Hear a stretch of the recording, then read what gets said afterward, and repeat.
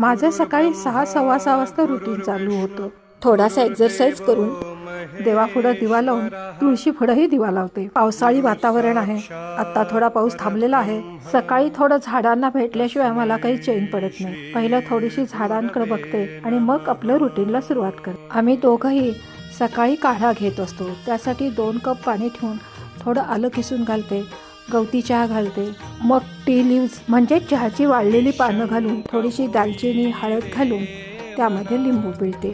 मी परत बाहेर जाऊन खुर्चीमध्ये स्वामींचा जप ऐकत ऐकत ह्या माझ्या मस्त साड्याचा आस्वाद घेत घेत मोबाईल चेक करते.